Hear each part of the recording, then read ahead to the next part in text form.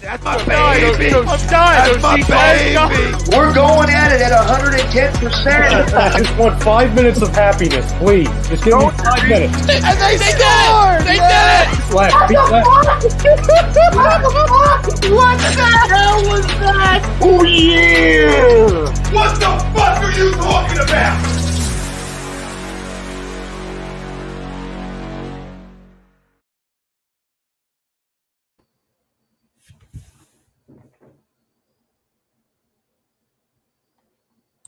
I don't know what happens on my screen, but sometimes the video tries to play twice. But yes, welcome to the weekly roundup on our new Tuesday night time slot. For the third week now, almost a month now that we've been here, and everybody in the chat room seems to have moved over with us. So we love it. We love what's been going on the past few weeks. Let's keep it going. And speaking of keeping things going, last night with the Eagles and big win in the Vikings. We talked about playing a good team in prime time. You kind of having an eye test game for where this team was after some ups and downs in week one with the Lions. And, I mean, they played one of the better football games I've seen this team play,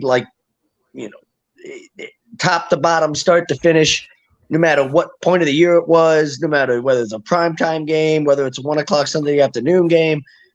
They showed up ready to play and balled out, and Jalen Hurts looked the best that he's looked at any point in an Eagles uniform, had his best game as a pro by far, and for the first time, in my opinion, really looked like somebody that had turned the corner with all the things that we have been talking about and went, wow, yeah, that's a guy that can lead this team to the promised land and take us as far as we want to go.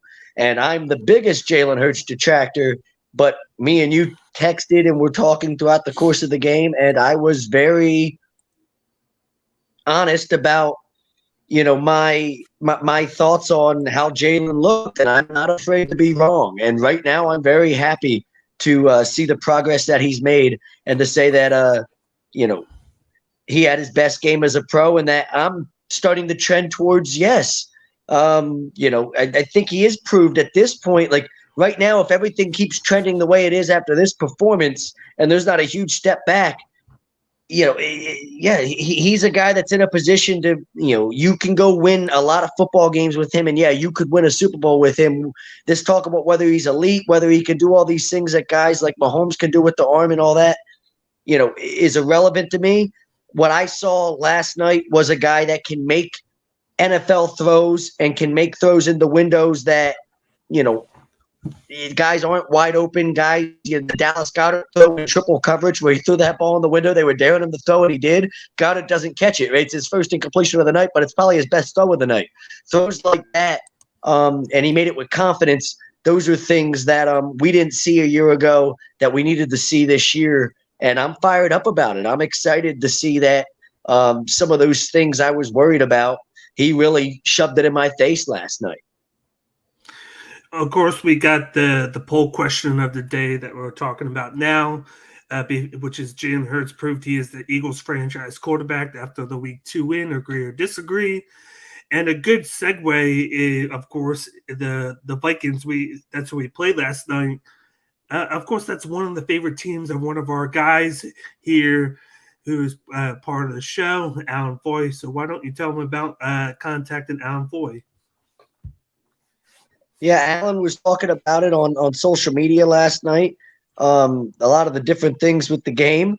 And he's in Delaware now trying to get his new role going with the Cross Christian School down there, but still involved with real estate and in the Jersey area, the Delaware area, and knows people all over. And if you're looking to buy or sell a home or looking for a change of career brokerage, you contact Alan Foy of eXp Realty LLC at 302-682-8820 or visit him at alan.foy@exprealty.com. No matter where you're at, Pennsylvania, it doesn't matter. He knows people. He knows the right people to get you in touch with, and eXp Realty is who you want to do business with, especially now in a market that is very – you want to make sure you're getting the right deal. You want to make sure you're not getting screwed, in a market that is as volatile as it is right now. So definitely make sure you give him a call. Hit him up on Facebook or, instant message, any of that too. So. Alley Cat. What the? I I feel like we've got trolls that hang out in our like chat room every week. The pass downfield, the Quez that we fell back. Yeah, that was a great play by him. Kept the play alive with his feet and kept his eyes downfield and made a great throw. Yeah, there was quite a few plays that were that way where it felt like he was extending the play and kept his eyes downfield and was actually looking to make a throw as opposed to just running. So that was big too. He had a couple big throws after those illegal man downfield penalties where it would one put us in 1st and 15, the other was 3rd and 15, 2nd and 15, and then the next play after he looked downfield and he garnered big chunks of yardage afterwards and made that 3rd down and short possible. It was a 3rd down and 2 on the 1st and 15. He wound up getting 14 to make it 2nd and 1. He was just looking downfield. He wasn't always looking to run the ball right away.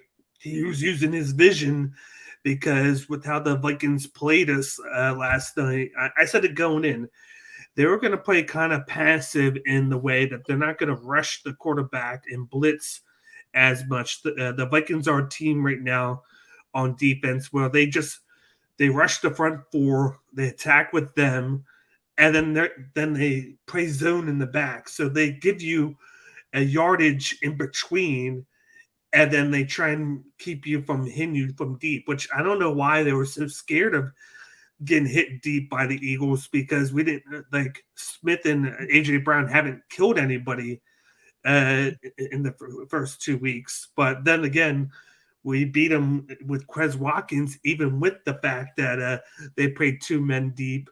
But then it came out apparently that it's with them not trusting too much in Patrick Peterson, apparently. So that's probably why they did it. But you had to be impressed with the fact that Jalen Hurts came in, he dropped back, he was looking at different reads, and he might have like ran to the right and to the left, but his main priority was to throw the ball and not run.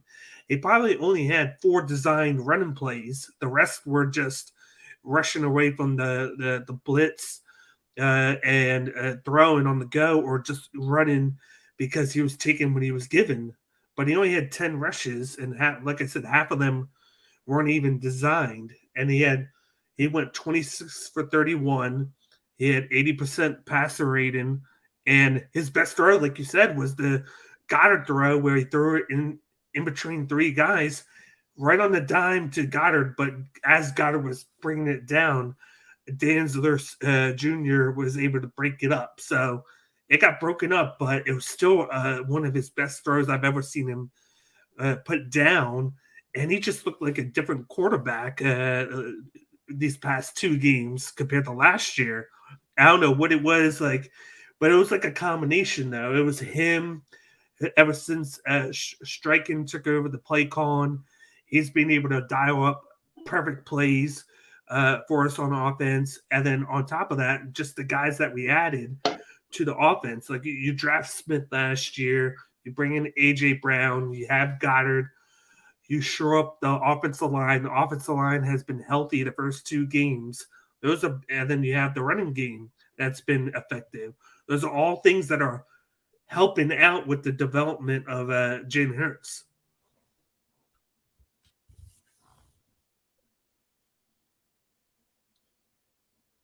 Yeah, I guess you're a little bit behind. I don't know what you all of a sudden slowed down and were like talking in slow motion at the very end of that. So I didn't want to interrupt you. For once ever, I didn't want to interrupt you and talk over you. Yeah. No, yeah, I mean, it's, there was times, I didn't really know what to think of it because he just looked so much better than I think he's ever looked at any point consistently throughout a game.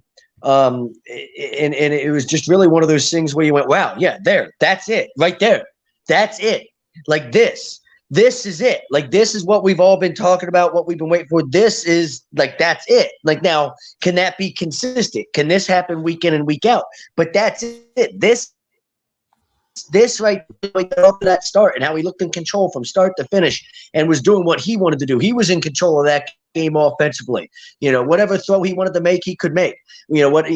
Whatever they wanted to do offensively, they were able to do, and he looked comfortable with it from start to finish. And for the first time, you looked at it with your eyes and you went, "That's it." Like the it factor, everything about it. Like, what is it? That was it.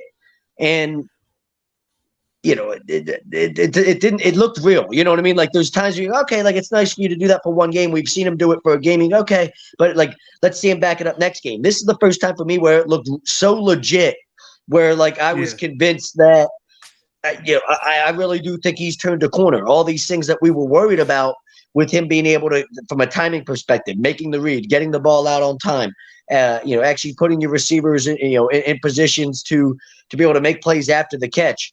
All these things where these weapons that we brought in here, none of it matters unless you can do those things. And he was on point with all of it last night.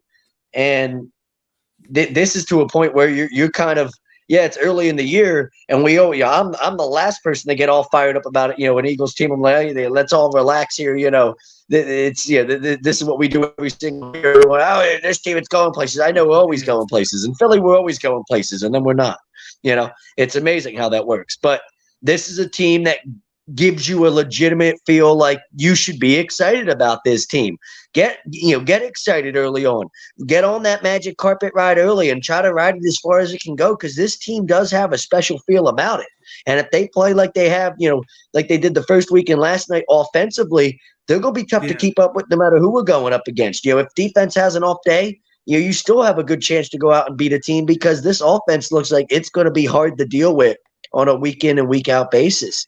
And it's the most excited I've been about an Eagles team since the Super Bowl year. The offense has seen two different defenses in week 1 and 2. They got blitzed a lot week 1. Detroit is shown that they're going to be blitzing early, often, and almost every other down with the team they had. They did it well against us. And then you saw Hutchinson against Washington. He had 3 sacks in that game because they were able to feast on that damaged line of the Commanders. And they get to do the same thing against Green Bay. Against Minnesota this week, who are dinged up a little bit on the line after facing us. But then we go and face Minnesota last night, and it was more of a passive. They're going to drop more in back in coverage, and then just like I said, they're just going to rush the front 4 and see what they can do, and try and contain you into the short and intermediate throws. But he was getting throws everywhere. He was the dump offs. He was getting to the sideline. He had the Hail Mary throw to Quez Watkins, which was on the point. I thought one of the best things that he did, him and Stryken did, was get Devontae Smith involved early. He had 0 catches last week. What did they do? The first throw that they make is right to Devontae Smith. He had 4 or 5 catches just in the first half. He finished with 8. And they got him involved. Of course, Dallas Goedert was the most productive guy. I love the fact that they were getting A.J. Brown the ball in the middle of the field so he can run right after the catch. He had that one stutter step move that he made after one of his last catches where it helped him gain 10 more yards after the catch, and that's what you want to see. The only gripe that I have is in both games in the second half, they've kind of taken their foot off the pedal and played to just keep the lead. I don't know why they've done it or if it's just been by accident, but they need to just keep the foot on the pedal, keep going, and put more in. Just show teams that they're going to be afraid to play you, because you've already put 38 points and then 24 against the Vikings. But against the Vikings, you could have had 40-plus points with how they were playing. And then you had Darius Slay on defense, who was just unstoppable in coverage. Like, Justin Jefferson was to the point where he had to go into the slot to get better looks because he was getting so frustrated against Slay. And then he comes out today, and he basically puts his coordinator on blast. He was like, I was open a lot of times and they just weren't getting the ball to me. He was like, I could have done better scoring wise, but and then you look at it, it's like, no, that's not the case. It was Darius Slay had your number, and then you went to the middle to be covered by Maddox, and that's when you caught the passes that you caught. It was just great which is pass coverage. Which is funny. One of the one knock that like we all talked about with Jefferson coming out of college was how he struggled to make plays on the outside. And so far in the NFL, that hasn't been the case. He's made plays wherever he lined up. But this is where people talk about with Slay, and they're like, oh well, like when they bitch about the fact that he doesn't have as many turnovers or things like that it seems like all these elite corners do. But none of that matters necessarily if you're able to blanket, a guy and blanket the other team's best receiver. You don't necessarily have to have a ton of turnovers if I know that you're just shutting that guy down and preventing him from being open throughout the course of a game. And then, you're going to have games like last night where in the process of being able to blanket a guy like that, turnovers just happen to happen as a result of that. And he has 2 of them last night. So, everything's set up on both sides of the football where, this is a team that's built to go deep in the playoffs. And, we talked about the elephant in the room all off season. There's no elephant in the room right now. It's just all, it's all positive at the moment because it's hard not to be positive after watching last night's performance. We talked about being concerned about that game and thinking this is going to be a tough game. This is a good football team. The Vikings are probably going to go win the NFC North. And this is a good football team you're dealing with, probably the best Vikings team they've had in a long time. And we shredded them. We made them look like they're just a far inferior team to what we are. And, it's hard to not, argue or look at it after 2 weeks and go, who's the best team in the NFC? I think we're clearly the best team in the NFC. I mean, I don't even know if that's close right now. Who's with? I mean, Tampa's 2-0, but Tampa struggled. With New Orleans, they're still figuring things out. They're not healthy. They've got one guy starting on their offensive line from last year. Like we're the team that's set up, to do everything and make the big run this year. Yeah. Like it seems like everybody's going to chase us. I will say if Tampa can get that offense clicking, they're going to be a team that we're going to have to deal with because their defense is on point right now. Mm-hmm. Their defense is playing lights out. It's just that offense is out of sync right now. Like you got Mike Evans who is suspended for next week. He had a decent week 1. Week 2, Marcus Lattimore kept them in check. You're waiting for Leonard Fournette to get going. Their tight ends haven't really played a role. Like they're dealing with a banged up head. I think one of the guys retired, and then another got hurt, and he's out. So they're trying to get these new bodies involved now. So I think it's going to take them a game or 2 to really get going. But the Eagles were able to come in healthy, ready to go. Almost every starter is playing, and they're getting hot right away. The first half, I mean, both games, the first half, they're on fire. They had 24 points this half. I think they had over 20 or so in the first half of week 1, or it might have been 14. I'm not sure which one it was yet, but they can start early. They just need to play the same intensity in the second half that they do in the first half. Not worried about keeping the lead, just worried about score, because how your defense was playing, it's taking a lot of the load off of the offense where they can just focus on scoring. They're not playing from behind. I think it was a smart move to get the first ball and right away at the beginning of the game, because then it allows you to come in and score, which is what they did, and get that advantage and keep it, because then you're not playing from behind. Because when you play from behind, as you know, you start to see quarterbacks or players force the ball into situations, and you want to kind of limit that. And the way to limit that is by being ahead, because then you play a little bit more loose. You're not worried about trying to catch the other team because you're ahead, and you play at just a different level there. And I'm seeing it from him. I'm seeing the vision with him. Like we talked about how he has the noodle arm.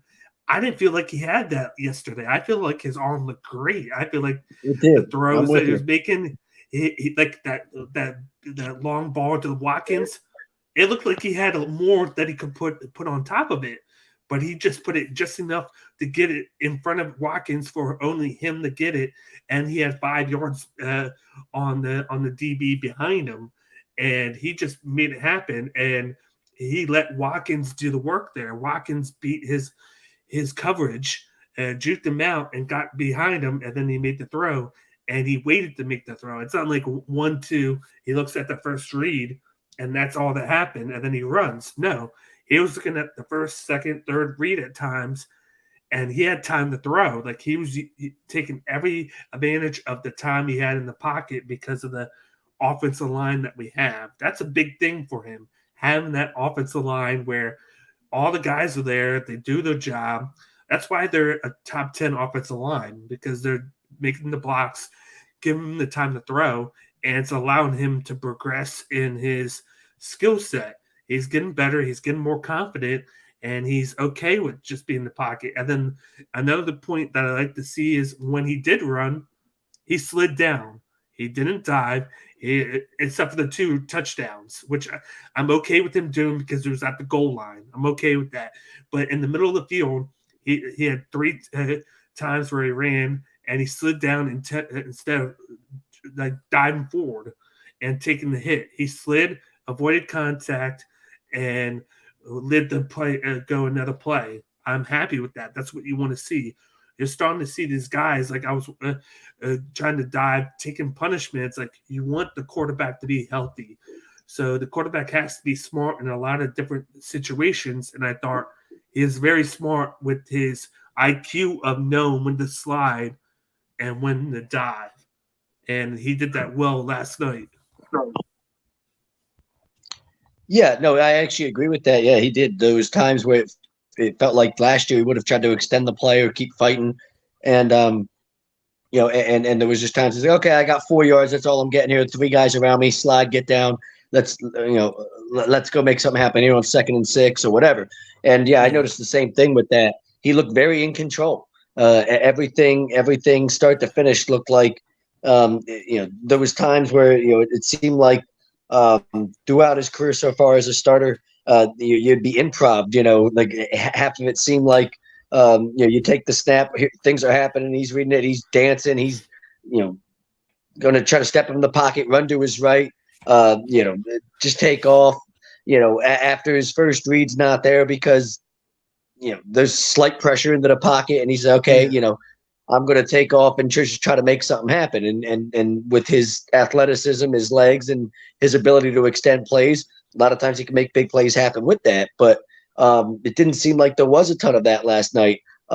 He pick and chose his times to fight and do those different things where you'd see him extend plays. He got a touchdown because of a second effort type of thing.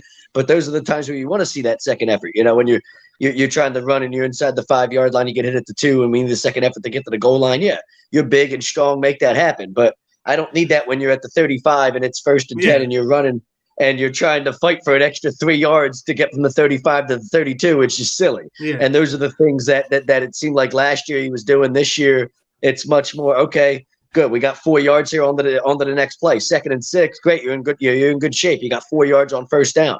That's what you're looking for. It doesn't matter how you made it happen. A rushing play of 4 yards on 1st down is a pretty solid play. And it always has been in football terms, right? So, then you move on to the next play and you're going from there. And, it seemed like there was times where, he could have gotten off of reads or he could have gotten off of the, he could have gotten off of, oh, my first read's not there. Let me just go run like I have in the past. And that didn't happen. He actually tried to hang in there and go from one read to the next. And, it was something that you haven't seen.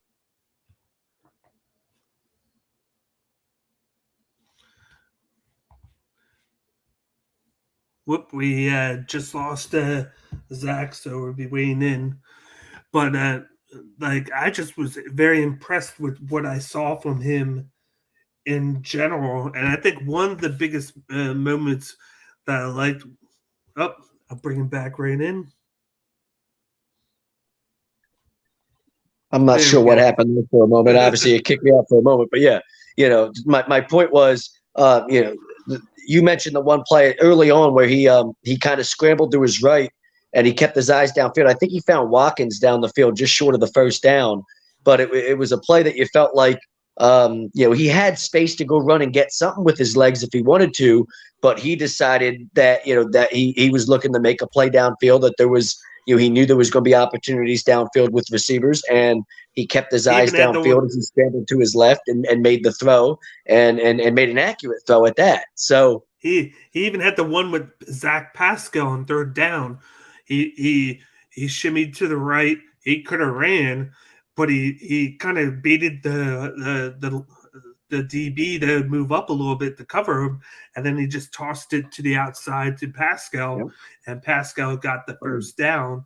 He's starting to use it to his advantage to where he's starting to make the throws. And kind of one of my favorite plays, which was a great design by Stryken, was on the touchdown run by Jalen Hurts where he went 30 yards. It was the RPO. He RPO'd it, came to the outside.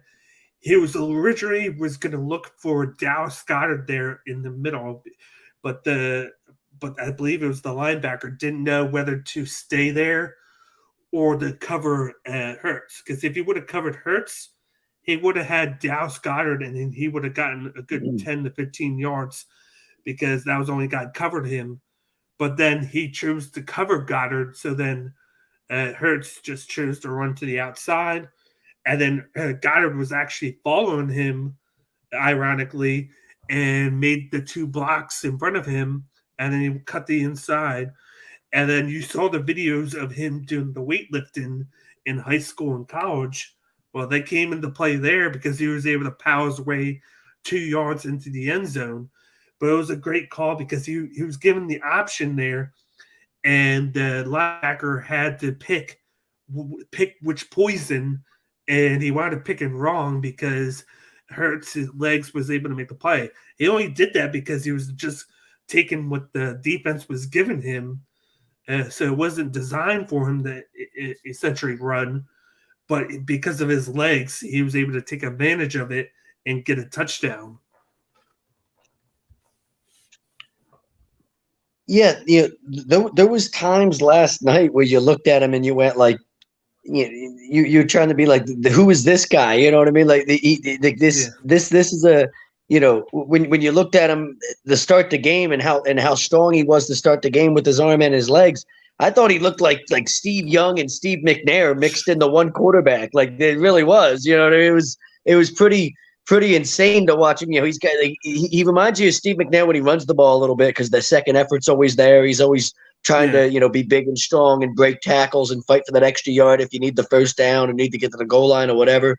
But last night there was times where you talked about how he was setting guys up with his legs to bring a linebacker in so he could dump the ball over the top and have enough space to make the throw outside. Like those were things that Steve Young used to do. And like when they finally figured out how to sync up Steve Young's legs with his arms, and he ended up winning MVP awards early in the 90s, that's how all that came about. Like you always saw the potential with Steve Young, all the stories with Bill Walsh when he brought him in there and they kind of groomed him, and it was like finally get him to play within the system and understand how to use his legs and his arms and sync it all together to be able to play, efficiently within what the offensive system was. And he looked like a guy that had like a combination of all of that put together. Steve Young wasn't big and strong like that when he ran, right? Like he wasn't going to just go muscle out of a tackle and fight for extra yards, but Steve McNair would do that. That's an awful comparison. Ew. Alex Smith is actually really fast. Like Alex Smith has plenty of speed. He's a good athlete. You hate to compare guys to Hall of Famers, but that's what it looked like at times. You know what I mean? Like you're like, who is this guy? And like in size, he's similar to I think to what Steve Young was. He's a little bit bigger weight wise, but like he's like Steve Young wasn't a tall guy. Steve Young was like 6'1". You know what I mean? Yeah. Like, so Jalen, like, it's kind of like a good player comp when you look at who they are, like, except Jalen's right-handed. But, like, I don't think that's a bad player comp because especially early in Steve Young's career, it was a lot more like, oh, this guy's got a lot of athleticism and, he can extend plays and do a lot of things with his legs, but he's just kind of all over the place, and you got to kind of rein it in a little bit and figure out, how do you sync up his arm with his legs to make it all work together as the best as it can. And that's where, like, Jalen – we've kind of been at with the process of like the arm, like you see it at times, and there's some of it that looks good, but there's good, there's bad, there's some ugly, but overall it's just inconsistent. And then last night it just all seemed to click start to finish for the first time in a football game. And, now you look at it, you're going into week 3 against Washington, who just got beat by Detroit. Washington's defense looks like Swiss cheese. I don't know how they're going to stop anything we're going to throw at them.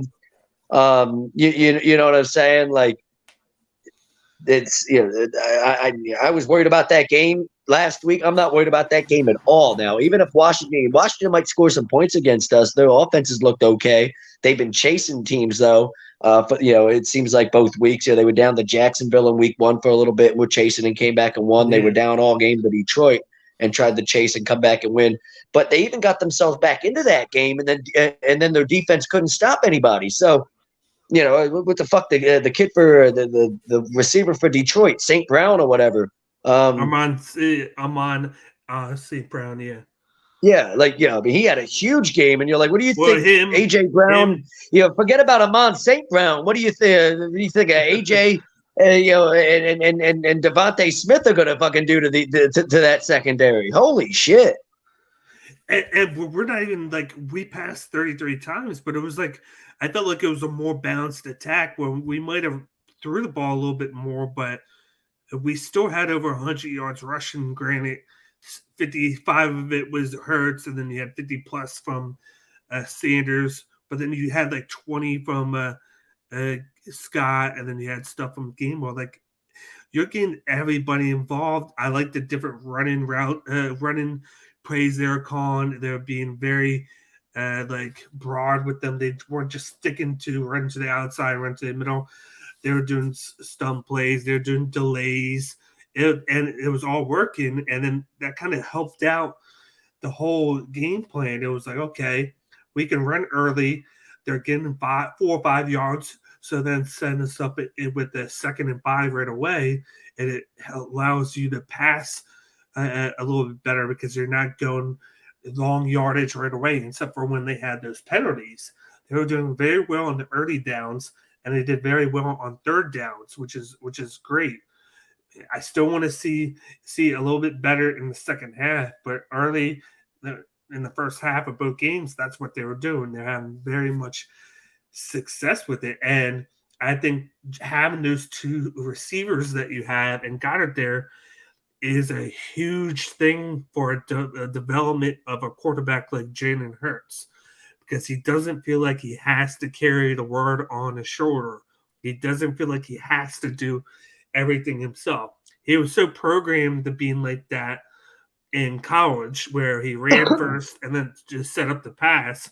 And he goes to Oklahoma, he gets CeeDee Lamb for a year, and he gets Marquise Brown as well. And then I think he even had that other receiver that came out this year, and he would throw the ball. And he saw that he could throw the ball, but then he would run a lot anyway because of the offensive line there. But here, you got a great offensive line on top of these receivers. He can sit back and just throw the ball, but he can shimmy to the left and right. He can not say like a bootleg, but kind of like a bootleg, and find open guys on the outside if he needs to. If he needs to use his legs, he can use them to find an open receiver. And that's what he's doing. Instead of using his legs to run, he's using his legs to give his playmakers more time to get open. And that's what I want to see out of him. I liked what I saw from him. I really do. And I also think a big part of that is the offensive coordinator calling great plays. I think the best move that Sirianni ever made was giving up the play calling to his offensive coordinator, because you're starting to see a lot of the open playbook from him. They have confidence in Jalen Hurts. Jalen Hurts has confidence in his coaches. He obviously has the confidence in the team because he's one of the leaders on the team. And it's just a positive atmosphere where I felt like when you had Carson Wentz there, you thought it was, but then you saw really, it was really just up in the air. It was a mixture of good and bad with everything going on. And then you're going into week 3 now. you've seen Carson Wentz have his moment. He has 7 touchdowns, 3 interceptions, but just like you said, there was a lot of inconsistency in week 1 and 2 from the Commanders. 1 minute they'll be great and have a great drive. The next minute they're stinking up and turn the ball over. Then they'll go good again, but then there'll be 3 and out the next. It's like that offense has consistency issues. It can be great, but then it could be bad. It all leads with Carson Wentz because he's getting some of that oomph back that he has, but like I've heard that a lot of the radio saying they don't think he's ever going to get 100% back of what he is. He has some of it back, but he still has the cons there that'll hold him back. So he's more like a wishy-washy quarterback where he's going to make plays 1 minute, but then he's going to make bad plays the next. And you're never going to know what's going to happen until it happens. Yeah, I was watching some of that Lions Washington game, and I guess it was on Red Zone or whatever. I was watching Red Zone, and the thing that is still so frustrating about him, that was always frustrating here. I mean, good Lord, he'll stand in the pocket and just like you've got pressure off. Like Aiden Hutchinson got to him like 4 fucking times. He just stands there as the dude runs around the corner and just swats the ball out of his hand. You're like, dude, like how long have you been in the league? Like you can't feel somebody, like you can't feel the pressure from behind. Like I get it, there's pressure, so just go down and get sacked or something. But you can't just keep getting the ball smacked out of your hand. It happened again in the end zone. They smacked the ball out of his hand and they got a safety out of it. Like it's just like I don't know if he's egotistical. I just don't think we've talked about it. I've talked about it now like every single week when we talk about Carson. Some guys are motivated by winning. Some guys are Brett Favre. Some guys want to go out there and punch you in the mouth and kick you in the balls every single week and just stick it to you. They're motivated by that. Like that's what they love. Some guys are just motivated about some guys are motivated by playing football, and some guys are motivated by what football gives them. And Carson seems like he's one of those guys that's motivated by what football gives him. He's got a lot of money. He's stable now. I think he's got the family life, all that. He's set for life.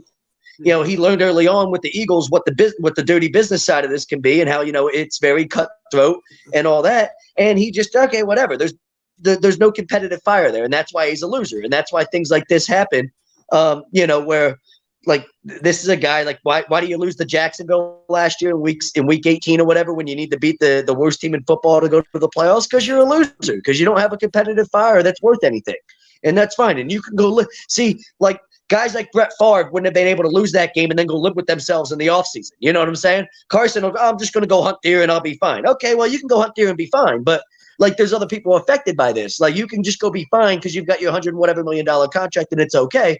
But there's other people affected by it. You can live with yourself by being a loser and by not, being motivated by winning. Other guys are motivated by winning, and that's the difference. He's not motivated by winning, and that's why in big games and in big situations, he's always going to come up small, just like he always has, and that continues to be the case. So it is what it is. It's not that he's a bad player, but he's just, he has a loser mentality when it comes to what, like there should be a competitive fire that's always burning where you're so pissed off by losing. It irritates you so much that you want to go out there and win, that badly. It's not because you want to win so bad. It's because you hate losing so much that winning becomes your only alternative. And like, that's just, that's not his mindset. That's Jalen Hurts' mindset though. Jalen Hurts has that mindset. Do you think that he had it and then lost it when yes, he got absolutely. hurt? And then, of course, Nick Foles comes in, wins the absolutely. Super Bowl. I mean, people talk about why was he the player at one point and he's not the player now? Absolutely, because he at one point in 2017 before the knee injury, he was a guy that was motivated by all that. Then he gets hurt and everything happens with the Nick Foles situation, and it's nobody's fault. It just all happens by coincidence, and you're happy that it happens. You get the Super Bowl out of it, but he learns right there in that situation what this business is. Nobody's irreplaceable, right? Just like Drew Bledsoe learned that the hard way, right? Nobody's irreplaceable. Somebody can come and take your job just like that, and some guys handle that differently than others, and that broke him. I think that broke him, and you've never seen the same guy from a mental perspective and from a competitive fire perspective, and there's a reason why he's never been the same player ever since then. Is he a bad player now? No, but he's just not a guy that's ever going to take you to the promised land at this point. So, he'll stick around the league for a while because he's a good enough player to stick around the league. But Jalen Hurts is a guy that you look at his competitive fire. You go, there's a guy that wants to win, right? There's a guy that wants to, wants to do everything he can to put this team on his back and go lift that, and go take you to the promised land. But then again, Jalen Hurts is one hit away. Jalen Hurts is one hit away from maybe all that changing too, right? Trey Lance just snapped his leg in two with the Niners, and you never know what happens with their fit. That might be the best thing to happen to the Niners this year, is that happens with Trey Lance, and now Jimmy Garoppolo has to start. And Trey Lance was looking like a guy who wasn't quite ready to kind of have all that pressure on him. And it's unfortunate that it happens that way, but maybe that's the best thing to happen to the Niners. But who knows what happens with Trey Lance's career now? He had all that potential, all that upside. You're like, this guy that has all the talent to be a great player. It's just, he's not quite ready yet. But, how does he come back from snapping his leg in two? He had, they said he snapped it in two and there was a ligament injury. Well, we got to see how guys respond to that. But there's, again, a young player, that you don't know how, you're going to see what happens, and it tests their fortitude. Joe Burrow went through that, right? Has the bad knee injury early. There's a guy that's a winner. There's a guy with a competitive fire that's it's always burning, that it pisses him off the loose or bad. You even saw it in the Cowboys game. How many times was he pissed off at his offensive line? Did you see him wave off the offensive coordinator when I think they were trying to talk to him about, and he just waved it off it's fine, whatever, we got it. It's I know what we need to do. We need to give me some time to throw the fucking football. That's what we need to do. But I love that. I love to see a quarterback that people got mad at Brady for throwing the iPad. I don't give a fuck. Oh, he's 45. He's throwing a tantrum. Good. I love the fact that means that he still wants to win. That means that he's not done yet. When you still have that competitive fire at 45, where you're that pissed off, you're throwing your iPad around the sideline. Good. I need that in my quarterback. I want you to be that pissed off.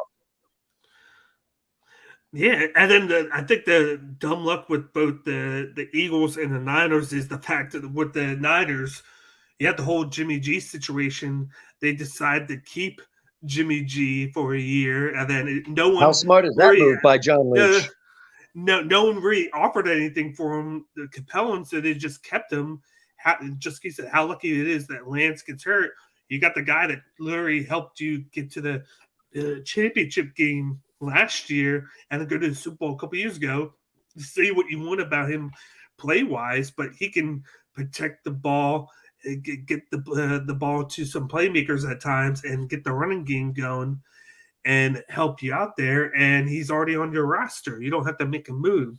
And then with the Eagles, the dumb luck, like I was going to allude to before, one of the downfalls of Carson Wentz. Carson Wentz has had up and downs here. He had the MVP season cut short by injury. He comes back, and then he plays with no-name receivers 2 years later and has a resurgence, wins the last 4 games of the season, makes the playoffs with the Eagles, just to get knocked out of the game on the first or second play by the Seahawks, of course, by Clowney. And then we draft Jalen Hurts in the second round. A lot of people say dumb move. More than likely it was because we had our guy, and then we had just signed him to $123 million, wherever the contract was.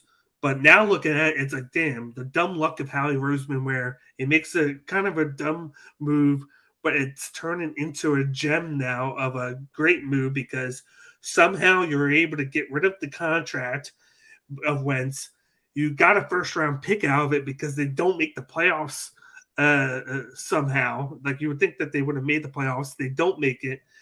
And then on top of that, you take that draft pick that you got, and then you flipped it for A.J. Brown. So, and then Jalen Hurts is playing well. So it's like a lot of all of that was happening is predicated on how Jalen Hurts does. Jalen Hurts does good. You can hit on a lot of these picks that you're making, because they're starting to actually do great in the draft. They're making the draft picks that they need. They're hitting on them instead of missing. And then you got a quarterback that's only making $900,000 for this year and arguably next year. If he has a great year this year, more than likely they're going to give him an extension and pay him more. So you're still paying $900,000 next year, but then you're okay. After that, you'll start to get paid. But this is the time you take advantage of the team that you have, and if he can keep on playing well, who knows? You make the playoffs. Anything goes. We've seen that. He can get hot, and then you can win, and that's what happens.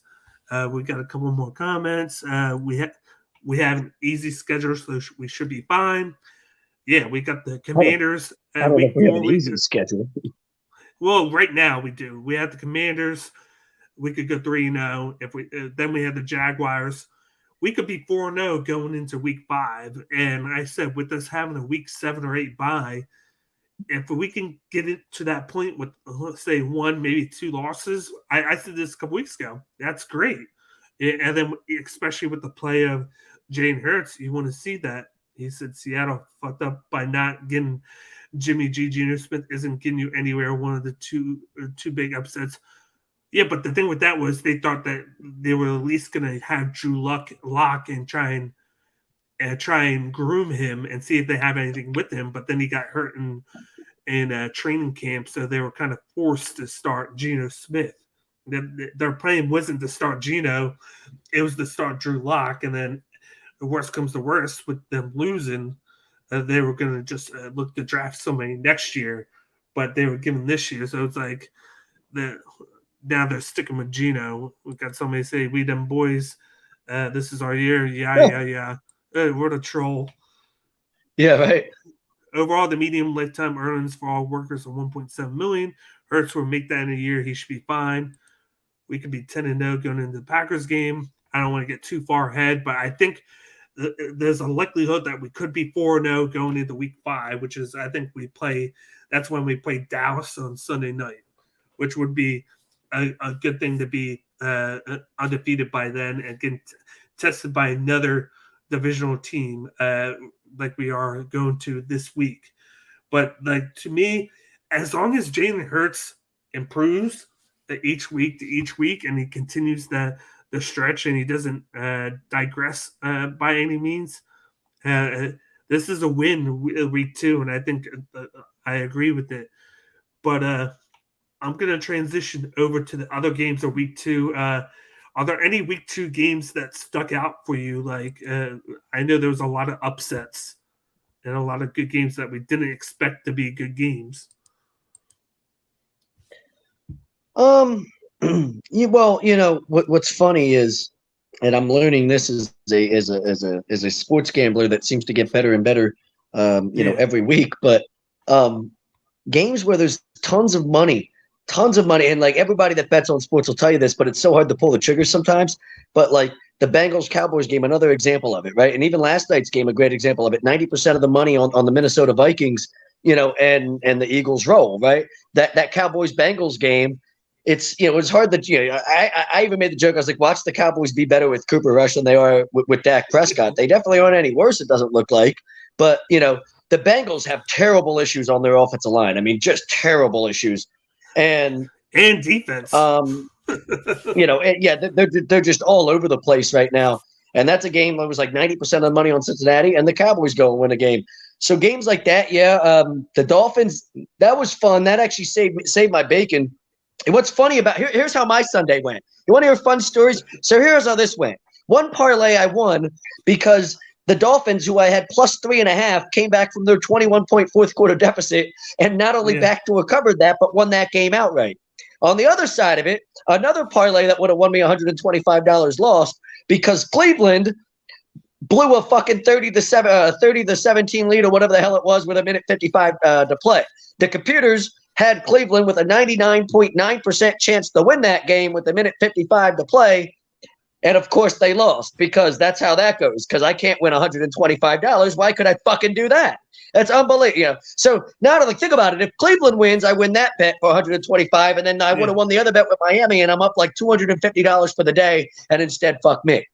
So that's how my Sunday goes. This is like I don't know, like this. It's my misery, but I can't help myself. I just have to keep betting on this shit. They want to get our take on Miami. It was this Tua's coming out party, becoming the guy there. I would have to say that it's a good step in the right direction. Obviously, with 6 touchdowns, he's in a similar position to Jalen. Sure, yeah, absolutely. Because you can't say how well he played the Ravens. The Ravens have a good team. The Ravens were up by a lot. They had Jackson. The offense is good. And that defense played great in the first half, and it played great in the week 1. And what Tua was starting to do was get his receivers. Jalen Waddle had a field day. Tyreek Hill had a field day. He was using their speed to their advantage. He was finding open man downfield or in the middle of the field going, and they were getting the yards after the catch. He wasn't just looking to throw it to him the position receiver-wise. He was making them make plays, and that's what they were doing. How many plays were those where they were long touchdowns at the end of the game? I think there was at least 3 in the fourth quarter when it was a long touchdown where he threw a long ball and got to his guy. And then the defense was able to just make enough plays. Miami has a pretty decent defense, and they held it down so they could come back. And then he was just able to make the reads and make the throws down the stretch at the end of the game to where he put him in the position to win. And I think having the receivers now, he got Waddle last year, but I believe Waddle missed a little bit of time. But then he showed he had over 100 catches last year, but he was and you can't just have one guy, right? Yeah, you can't just have one guy. But then you bring in Tyreek Hill, who's gonna take the edge off the defense, right. Which changes everything at that point. Yeah. So now you have those 2 guys, and we questioned that because we said, in order for that to work, Tua's got to be able to actually throw the ball down the field and find him. But that doesn't seem to be an issue early on, does it? No, and we've noticed with the Chiefs now, the Chiefs are still going to be good. They got Mahomes; he's a star, but they've had to kind of change up their game a little bit. The Chiefs are starting to become more of a dink and dunk and short to mediocre range throws now. They're not making all these big. Yeah, well, that's a typical Andy Reid offense, right? That West Coast offense. Andy loves to run. Let's slow the ball 5 or 6 yards down the field. You don't have that Tyreek Hill anymore, and they're not using Skyler Moore as much in the passing game right now. He's just a return man and playing on special teams. So you might see it next year. Mahomes is one of those guys. But you're not seeing it now. No, you're good. But I just I love the explosiveness of the Dolphins, and just like with Hurts, we're seeing the progressions, but we just got to see it consistently week in and week out now. This is a great start, but you have to see where they go week 10, week 13, week 16. The Dolphins. I've got all my gambling people tell me, especially one of my big football people telling me that the Dolphins are like a sneaky good team. Everybody's focused on the Bills and the Chiefs and all the the Ravens and all the usual customers in the AFC. And they're like if you look at the Dolphins top to bottom, the defense was already really good, and down the stretch last year there was a reason they went 8-1 or whatever down the stretch after starting 1-7, and they went 7-2 or something the rest of the way. It was really a crazy year for them a year ago.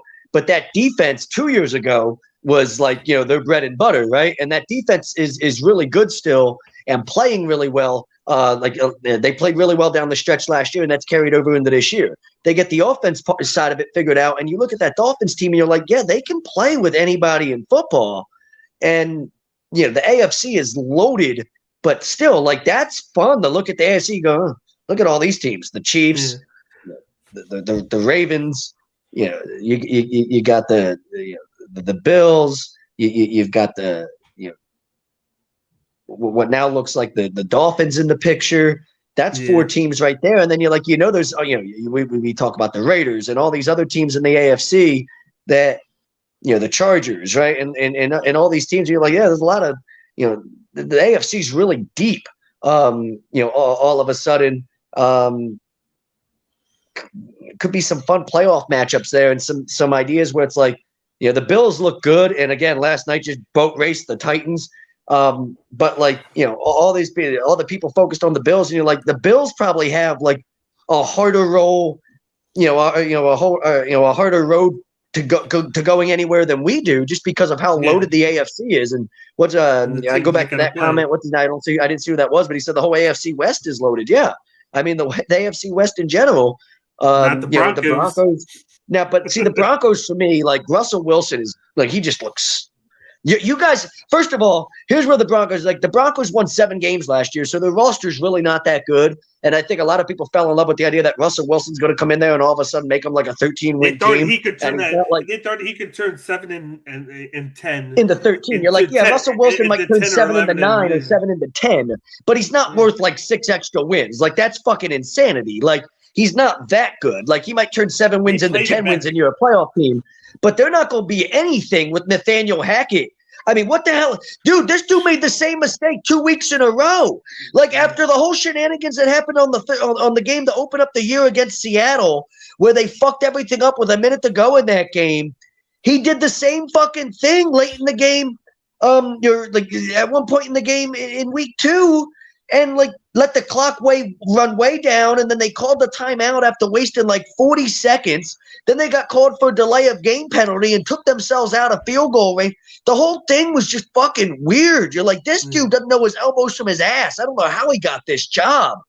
I mean, is this what it takes? Like, you just associated with people like, because he was with the Pat. Oh, well, yeah. You know, LaFleur, he came from that Shanahan tree. So are we just hiring anybody? Like just anybody that comes from any, well, that's the sexy tree now, so hire a guy.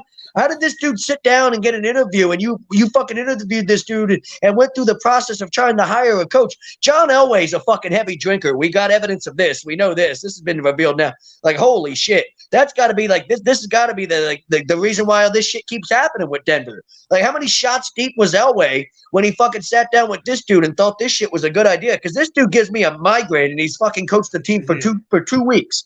2 games, and I've already got a migraine. I couldn't imagine being a Broncos fan. Yeah, but and between that and you got Wilson forcing throws, he actually has a better offensive line now than he did in Seattle. But he was able to. The dude fell. Did you see him trying? Did you see him trying to fucking scramble out to the left, and then he fell and tripped over his own feet? At one point late in that game, they kicked a field goal on that drive. But you're like, first of all, you paid this dude $250 million, so you could not go for it on 4th and 5 in week 1, and then like they were not. I don't like. It was 9. I don't even know. Like, they definitely seemed like they were afraid to put the ball in his hands again in week 2. So I don't understand. Like, if you're gonna pay a dude money and say, okay, we ride and die with you. But this is silly. Denver is not going anywhere this year. I think Denver's bad. I feel like why bring him in? Because it's just going to stunt the growth of Williams. Because now you're paying Wilson all that money that you invested the draft picks to bring him in, which I still don't get why they did it at the age that he's at. Granted, Wilson's Wilson, but he's not the same quarterback. And then he go in there and he stinks it up. And Jerry Jeudy gets hurt because of a pass that Wilson threw, and then the teams just start to shut down Williams, and they don't try and play Wilson as safe as they normally do.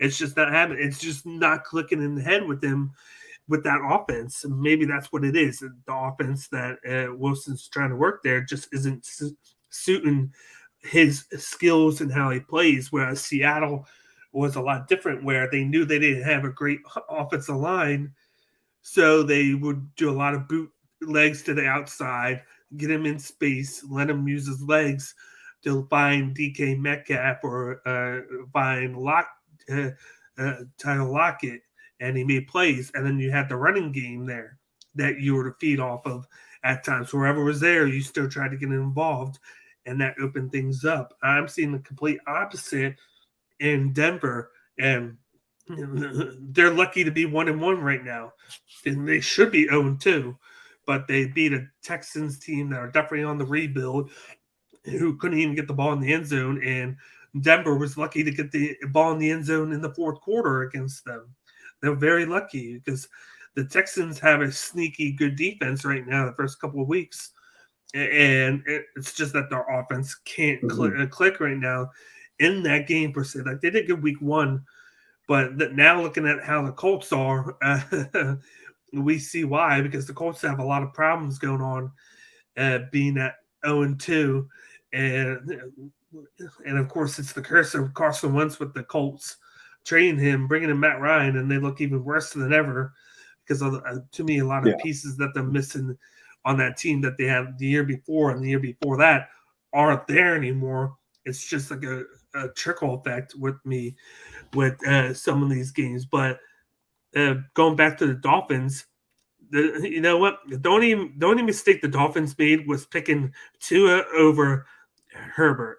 That's the mistake that's always going to make them be like, damn, what if we drafted Herbert? You're never gonna live that down. But if Tua can play to the point like he does now, and to like Pro Bowl level, you're gonna lessen those people that are gonna critique you, and they're gonna be like, okay, you know what? He's not Justin Herbert, but at least he's a Pro Bowler and playing like one. So it'll be like a little bit like at least we're lucky enough to where he's actually playing like a first round pick. Yeah, you know, I mean, right now, Miami might be okay with that decision too because of the way Tua's developing. But yeah, I mean, Herbert's special, but there's a lot more that goes into it than just you being special. You know, as a quarterback, but he's a special talent. Yeah, the Colts are a mess. The Panthers are a mess. Matt Rule might get fired before any coach in football. You know, I saw that stat the other day that the Panthers are 1-17 in games where they score the games where they like allow opponents to score 17 or more points. Yeah. And they have a winning record in games where they allow opponents to score less than 17 points. Well, yeah, of course, you better have a winning record in games where like teams, you know, when they're scoring less than 17. But how are you? You're 1-17 in games where teams score more than 17 points. How bad is your offense? I mean, good Lord, that is bad. And this dude still has a job. Like Matt Rule, it's like one of those like people like are so convinced. Oh, yeah, that guy knows how to build a program. Like, does he? Maybe in college, but he ain't built shit in the NFL so far. Maybe that's why there's a new GM and a new coach. And they're trying to work with that, so.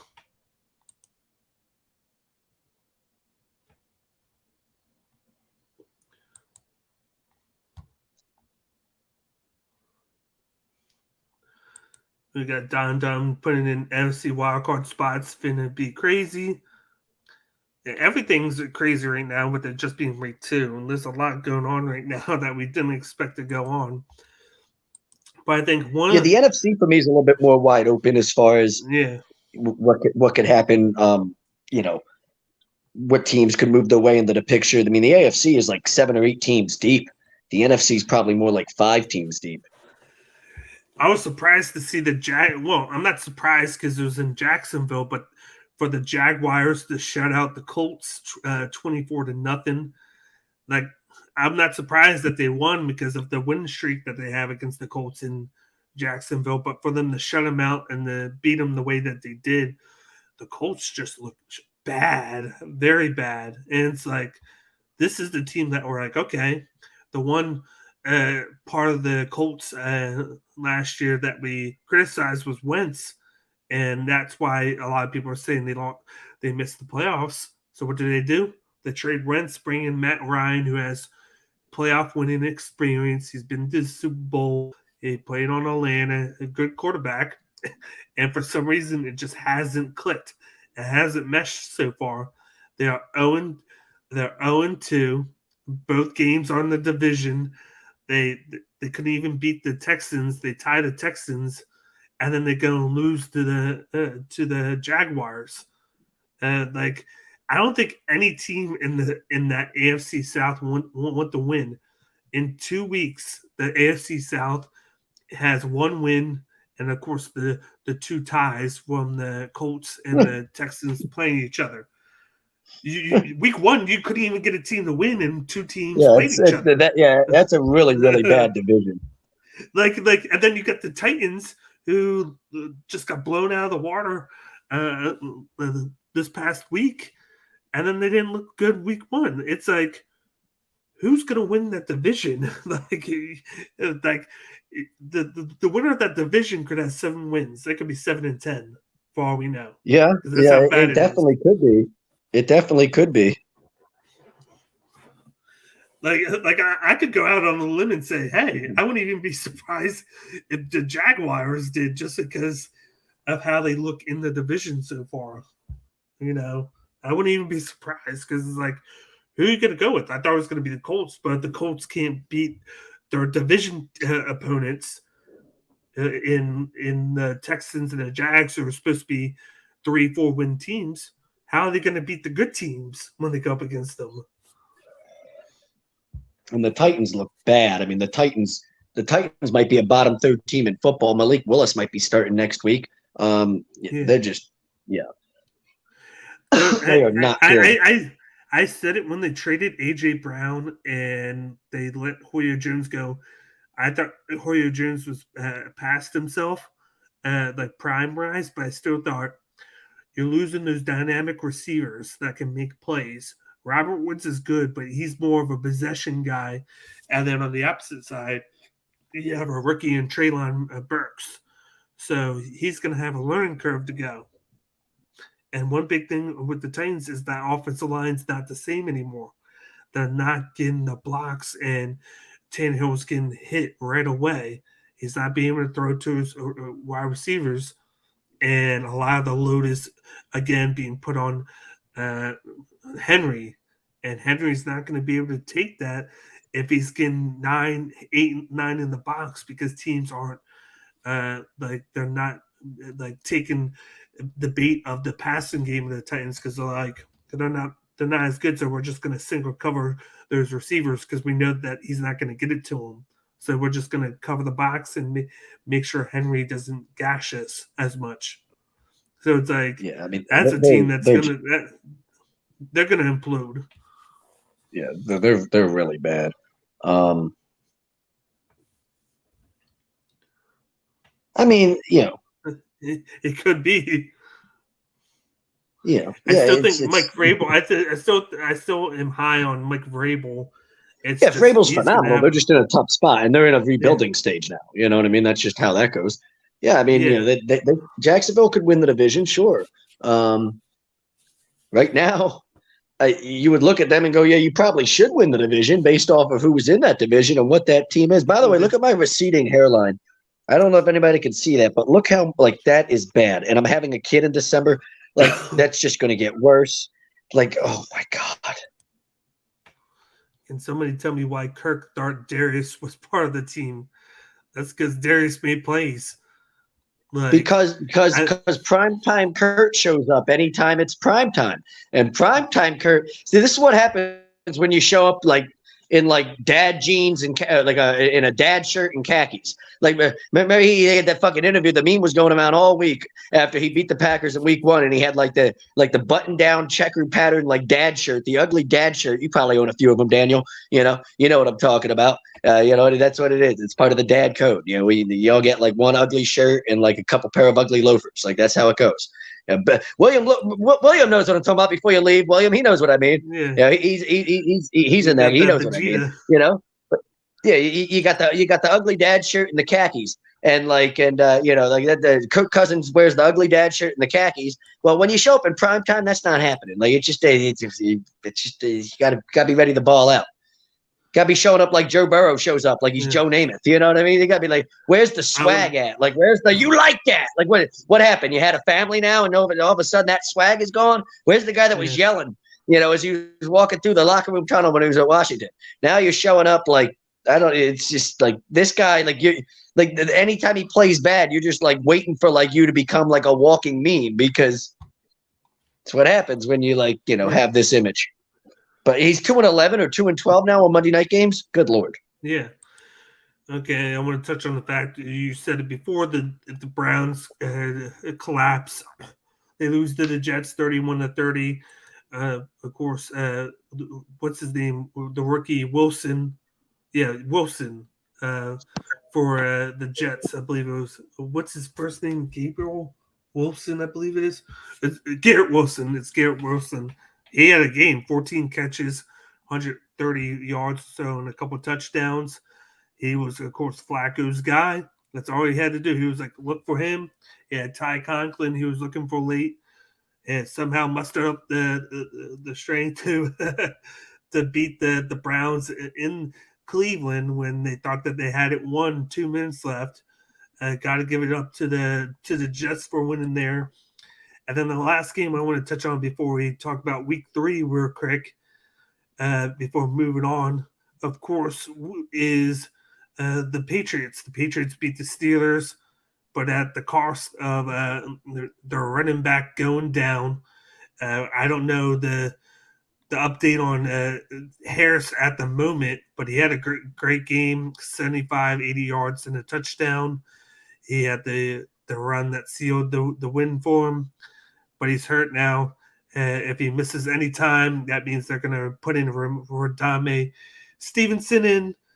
This is the thing in fantasy where you look at the Patriots, never trust a Patriots running back because you never know who's going to be running the ball at any time with Bill Belichick.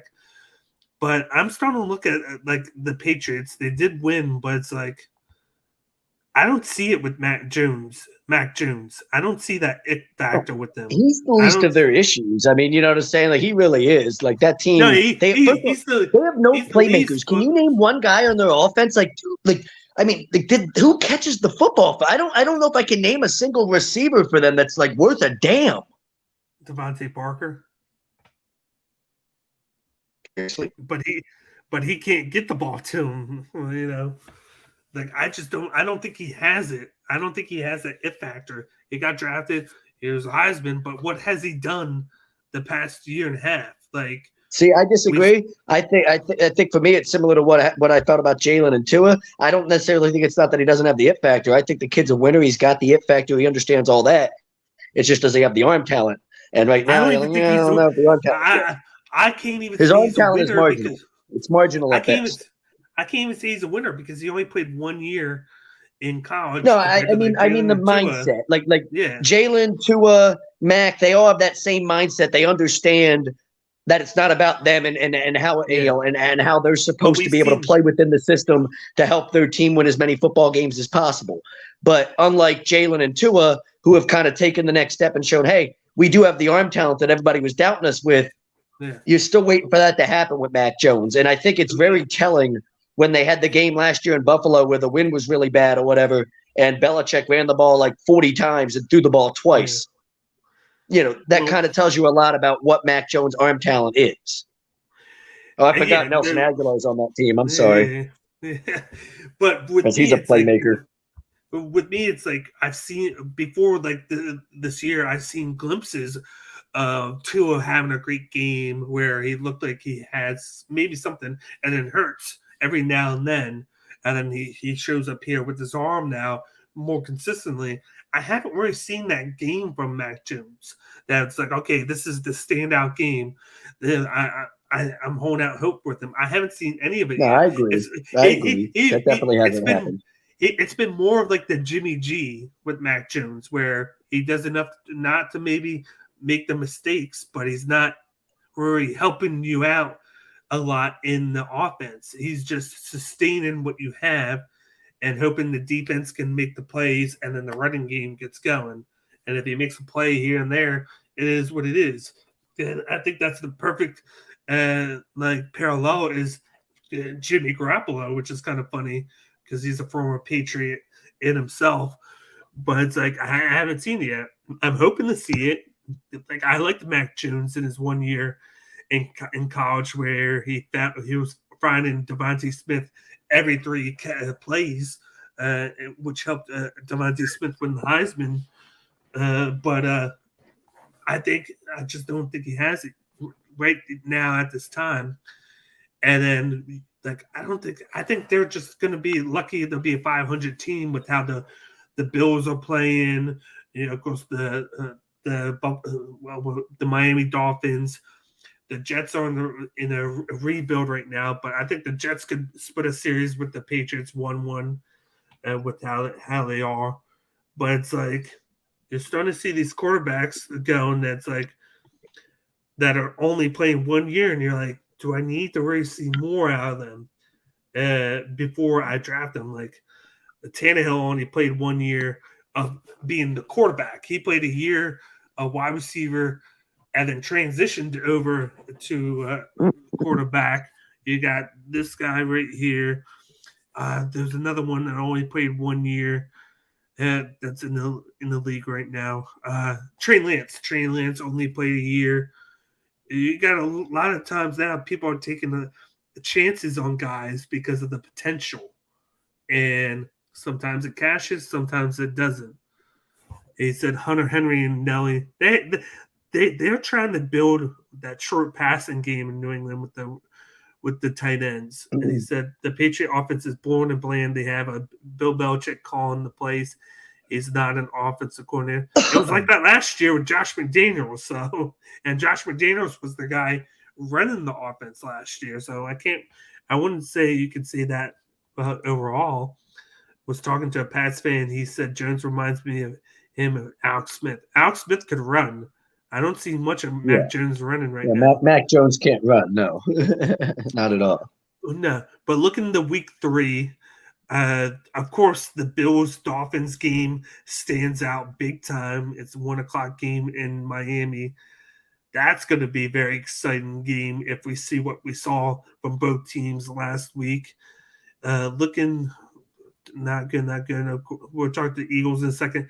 Vikings-Lions might be pretty interesting because we can see if that Lions defense can match up with the Vikings offense. Because we know that the Vikings scored a lot of points against Green Bay. They look good against them. They did a goose egg against us. But we've seen how the Lions have played. And then the Cardinals-Rams, we got to see how that game is. And then the last game that I'm going to look up is the Packers and Buccaneers in Tampa. Aaron Rodgers versus Tom Brady. Are we going to see some electric from Rodgers against Brady and vice versa? And what team's going to win? They're both coming in kind of struggling a little bit offensively in both. We saw Rodgers actually pick it up against the Bears. We're waiting for Brady and the Bucs offense to pick it up. They've been able to win regardless because of the defense. We gotta see how that is. But the only thing I'm going to say with the Eagles with week 3 is we got to see more of Hurts progress and get the early lead, and the defense has to play. I need to see Gannon dial up the defense like he did week 2. If he doesn't, I feel confident in the Eagles win. And right now I'm going 27-14 right now. Because I've liked what I've seen with the fast starts week 1 and week 2, and I think that it continues. But I want to see a more complete game. I don't want to see first half and then take off the second half. I want to see a complete game where you control the clock, you don't take your foot off the pedal, and then you just give it to them the whole game. Yeah, I mean, it would be nice to go throttle Washington. What's weird is all of a sudden the Giants are 2-0, and you don't necessarily look at them and go, "Oh yeah, you're a good team and you're a threat." But hey, you're 2-0, we're 2-0. So yeah, I mean, but you need, this is a team that you look at and go, every single week I want us to be throttling teams and sticking it to teams with our best performance. In Washington, their defenses look bad. Like I said, I think we go roll in this game right now. We just let everything keep clicking and rolling the way it is, and we're going to go in and roll Washington here with a big performance. Yeah, and I feel like it will happen. Of course, some of the matchups that you have with it, of course, is wide receivers against their secondary. I like the matchups. Of course, our offensive line against their defensive line. They do have a good defensive line. The rotation. We got to be able to keep the blocks, avoid the pressure, and allow Hurts the time to throw. And of course, with our defense, it's once again going to be our secondary against our wide receivers. Our wide receivers are very dynamic. Dotson is playing well. We know Scary Terry and how he does. And then, of course, Curtis Samuel. We got to be able to contain them, not give up big plays. And I feel like with Slay and Bradbury there and the safeties, we should be able to do a good job. I think Slay's going to be on Terry McLaurin majority of the game because of his big play capability. We gotta be disciplined, and we should come out with a victory if we can stay disciplined and not make those big mistakes like we did in the second half of week 1 against the Lions, because we weren't disciplined enough and we weren't tackling well. Whereas week 2, we were doing everything really well at home. We're going to be on the road again. Like I always look at division games where even if the team's bad, they know you from playing you so much that they could sneak out a win if you don't play to your potential. But this should be an easy win for us. Not say blowing them out, but we should get the victory here. Yeah, I mean, we should get the victory regardless, but yeah, blowing them out would be nice, and we definitely have the potential to blow them out. So, you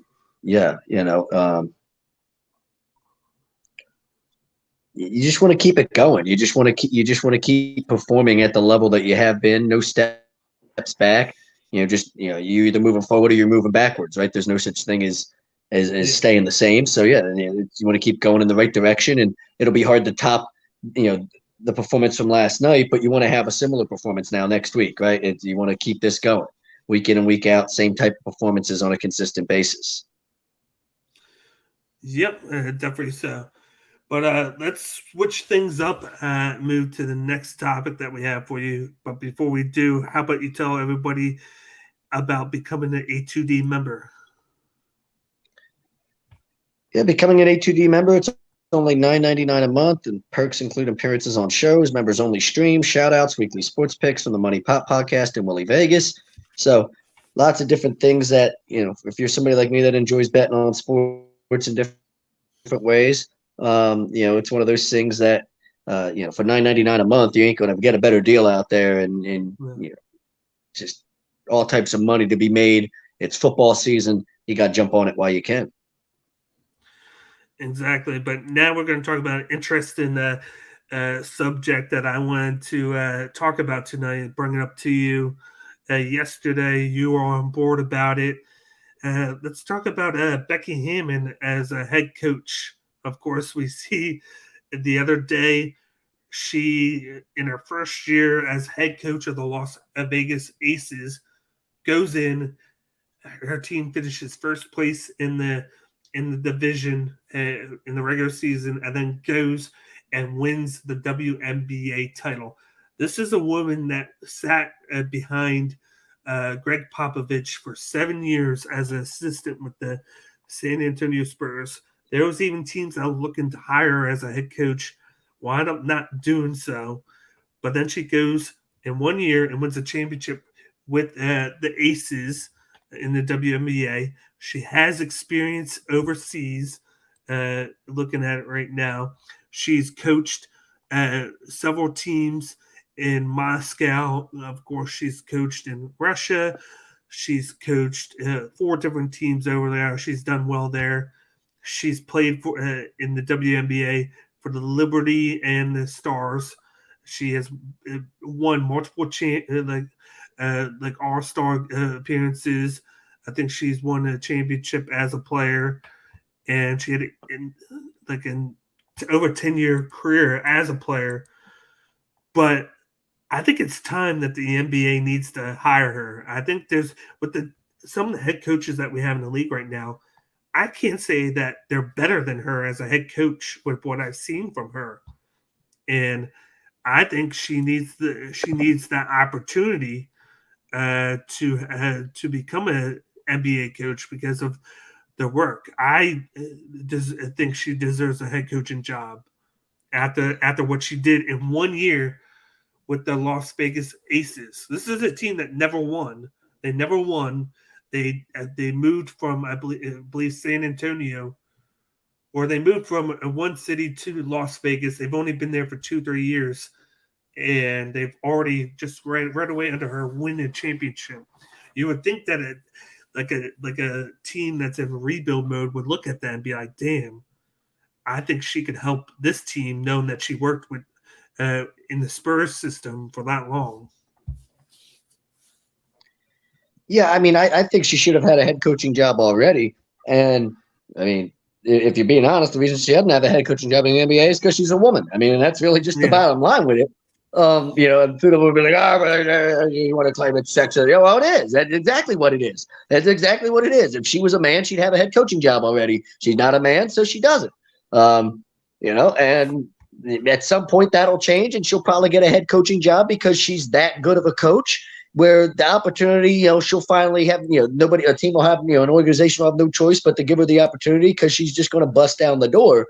But I mean, like you said, there's plenty of people that we've watched around the league and that we see around the league right now as head coaches where you're like, why is it how many times has this guy had an up? This is like his third or fourth job. He's not any good. The Bobcats the Hornets for whatever just literally hired somebody that was their head coach like 3 years ago. Like they just rehired that guy after firing their current guy. They just rehired somebody that used to be their coach like 3 years ago. No, they fired him. They got rid of him and then they brought him back 2 weeks later. They literally hired the guy that they literally fired and brought him back 2 weeks later because the guy that they wanted wind up going to another team, so they just brought him back. So it's like, oh, we fired you, but here, come back to us. Yeah, you telling me, Becky? Like, are you kidding me right now? Hey, Michael, you guys are absolutely irrelevant. I know, you hate losing. You hit the Charlotte Hornet, and I know you want to build. Okay, well, why not hire? Doesn't that make a splash hiring Becky Hammon as your head coach? Fuck it. What's the worst that could happen here? It's not like you ain't been any good at any point since you owned the damn team. You had 2 playoff appearances or whatever. I mean, that's just I don't understand that. Oh, well, I know because nobody wants to come coach for you because you're probably such a perfectionist and you demand such excellence that this is why nobody can coach there for more than 3 years without getting their ass canned because nothing's ever good enough for you. But I mean, at some point, you just look around at some of the names that get hired around the league and you're just okay, really? Okay.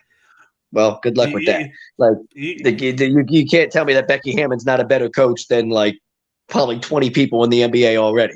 You know what I'm saying? You're gonna tell she would already be better than half the coaches in the league.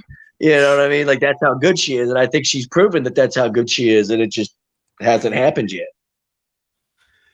You just look at some of the teams there that are just bad week in and week out, year in and year out. Do you watch some of these teams and you just feel like their head coach is literally just wasting a spot on the bench? You're just he's just a guy that sits there and just hi, you're just, I know that you're the head coach because they every broadcast, this guy's the head coach, but what are you actually bringing in value to the team?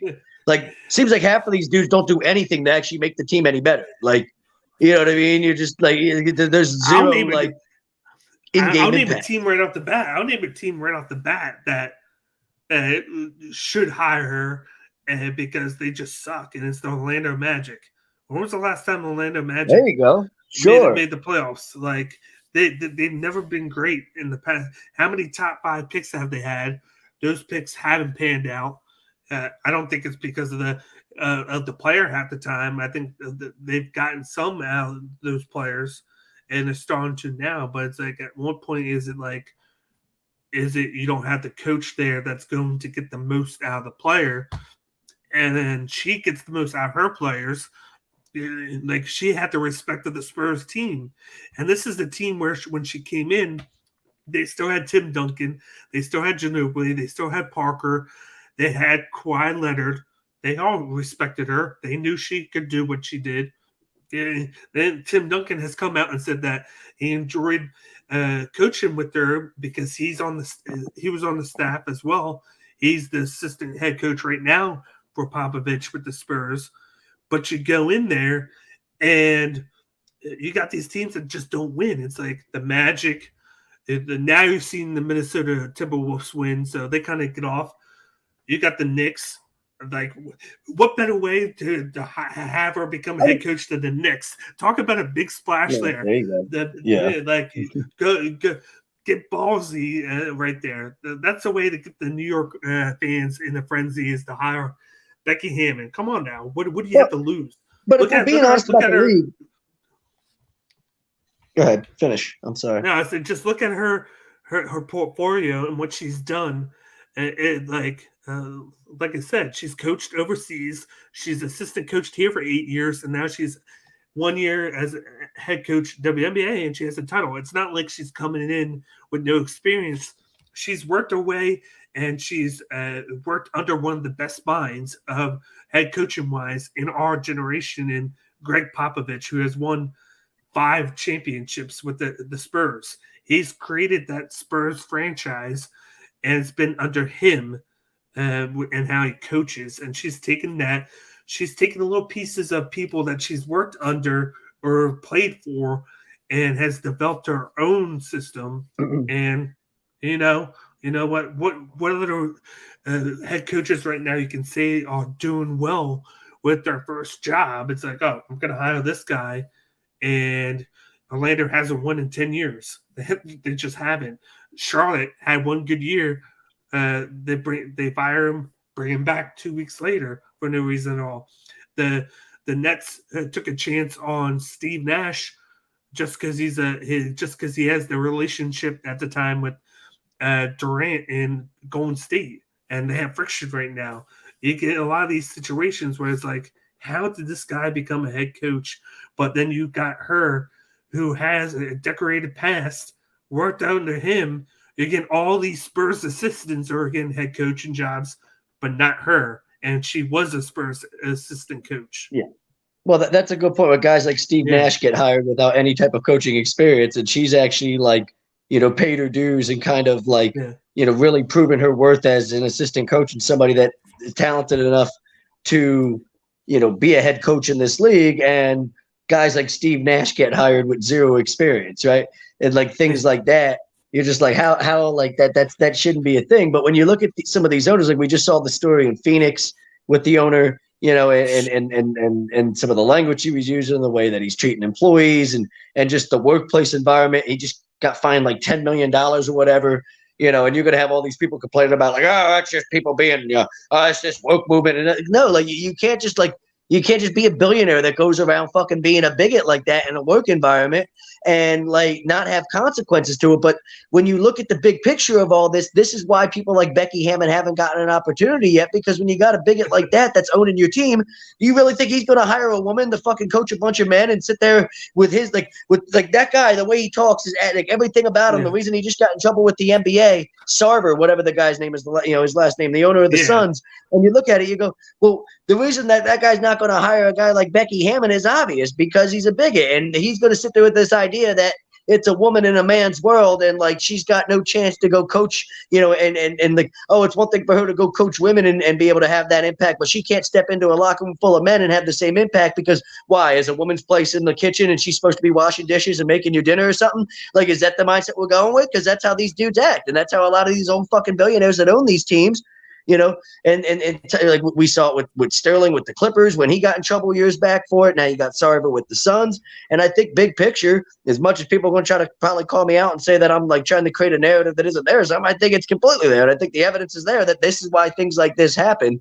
Somebody like her won't get an opportunity unless the right owner is in a position to be I don't care about any of that, and hire her. But the Knicks, that's a great opportunity. But Dolan's proven himself to be a complete asshole too. You really think Dolan's going to hire somebody like her? Come on. But fun fact, of course, Quinn Snyder stepped down as the coach of the Utah Jazz. He got replaced by Will Hardy, who was assistant with the Boston Celtics for a year. Guess what team he was assistant under before that, from 2015 to 2021? Guess what team? Who's that? The Spurs. So another Spurs. He literally worked with Duncan and Becky Hammond as assistant. He was one of the 3 assistants, and that's why he went over to, of course, Boston when Ime Udoka took over the Celtics. He was his number 1 assistant there. But if you look at that, look at some of the names. Wes Unseld Jr. is the coach of the Wizards. What have they done? Nick Nurse, he's good. Popovich, exactly. The Sacramento Kings, they hire Mike Brown. Why is Mike Brown getting another coaching job? You got Chauncey Billups of the Blazers. he deserves it. You're like, Chauncey Billups is getting a job. Why couldn't Becky Hammond get that job? Right. You got Monty Williams of the Suns. He's done a good job And there. I actually Doc think Monty Rivers. Williams is a good coach. I think he's actually proven his worth as a coach. He's pretty damn good. I don't have any complaints there. You got Jamal Mosley, who's the coach of the Magic. He took over last year. He's been an assistant for a long time, so I give him like a credit there. But it's like they just were bad. Mark Dagnew of the Oklahoma City Thunder. He's worked just with the Oklahoma City Thunder, a very young kid, 37. I think she could have been coached there. Tom Thibodeau, we know him. Do you see who coaches the New Orleans Pelicans? Yeah, well, they're another one that's always like they have somebody irrelevant coaching them. Rory Green. Yeah, that's fun. Former He Sixers was player. Monty Williams' assistant, I think, wasn't he? He was. And Golden State. He was with Golden State as well, but he was only assistant for a year. But I mean, like, they sit here and they bitch and whine about, Zion Williamson, and he's overweight, he doesn't stay in shape. Great, you know what he needs? Like, Becky Hammon in there, like, yelling at you, like, Mom, remember how Mom used to do? Remember Mom all over your ass about everything. That'll whip a young kid like that into shape. You think she won't have it? That's what I was always saying when people tell me, like, well, you really think she could step in a man's world and coach man? Like, who were you more scared of growing up, Mom or Dad? Because, like, you know what I mean? Like, really, then you think about it, like, and then men are married, and ask any married man who's running the household, like, you listen to your wife when she tells you shit, happy wife, happy life. Get the fuck out of here that Becky Hammond wouldn't step into like an NBA role and like, whatever she needed to do to get the attention of these dudes to make sure they're, doing shit, whatever the way that she wants them to do it, like that they would, like, I don't think that'd be any issue. I just think that's nonsense. And I've heard that people are like, oh, well, you're creating a narrative. No, I've actually had this conversation with plenty of people who I've heard personally, say this type of shit about why, like, she isn't getting a job and like why, you got to be careful hiring her in a situation like that because of that. I think it's all bullshit. She has the Greg I don't know why Chauncey Billups climbing the media at all. Yeah, who knows? I think it's the fact that he was promised the job and then they didn't hire him, but then they wound up hiring him anyway a week later. So no reason he's crying. But she is definitely like the Greg Popovich protege because just like you said, you don't hear her saying anything, ever making a comment. She's just going there, coaching, building up the type of coach that she is. She finally gets a chance, granted WNBA, but she makes the most of it. Does a great job with it, and she's just she's just there. She's drawing at the bit to get to the NBA. You know that she wants to coach a team. I look at the team like the Houston Rockets. Why can't she coach them? They're in disarray right now. They traded Harden. Almost all the pieces that they got for Harden are gone now. They're getting top 5 picks here and there. Why don't you give her the team? Let her grow that young talent there and put him in a great position to win. Why not try that? Like, you got a guy that's been there for 3 years and he hasn't won. It's not gonna get any better with less talent there. So why don't you give her a chance at it and see what she can do? Because she's already shown she's coached a couple games for the Spurs when Popovich was suspended. She's had the experience here. She has experience with the Aces. She deserves a shot. Like, I think there's a 2-year window now where I feel like if she doesn't get that shot in the next 2 years, they're going to be big issues because, like, at what point then are you going to ever hire her? Because every year she's in the talks. You see head coaching candidates. She's always there, but no one hires her. When is somebody going to step up and say she deserves this? She deserves that. And does it come to a point where maybe Greg Popovich has to come out and say, yo, you guys need to hire her like now. Like, it's still possible he could step down and at some point, like, because he's not going to coach forever. And if he steps down and all he has to do is say, yeah, I think she should coach, get the coaching job, and she'll probably get hired to get the coaching job. I disagree with this. Rockets are in rebuild mode. They don't want a good coach. You would think that they would want a good coach in a rebuild because a good coach will help with the rebuild. Especially all those young kids. Again. That's where the coach can grow with the players, grow with them. She has that stern mentality. She can make sure that they don't fuck off and they're there to play. They're there to execute. Because to me, that's what the Rockets lack is execution. They don't execute because they know that they feel like they're going to lose already. She's going to change the culture there because the culture is a big deal with the Spurs. It's all about culture there and the mentality and just you got to win. You got to be not perfect, but you got to almost be perfect at what you do. And she'll be the difference maker there. And I'm not saying they're going to be a playoff team, but she could be the difference, in my opinion, between a 18-win Rockets team and, say, a 33-win Rockets team in 1 year. I really believe that she could be a difference maker like that. And that's with just 1 year. And I feel like she could grow team. That's how good of a coaching prospect she is. By the way, the Phillies lost 18-11 tonight, so that's fun. I know at one point it was 4-0, so gave up a couple of touchdowns.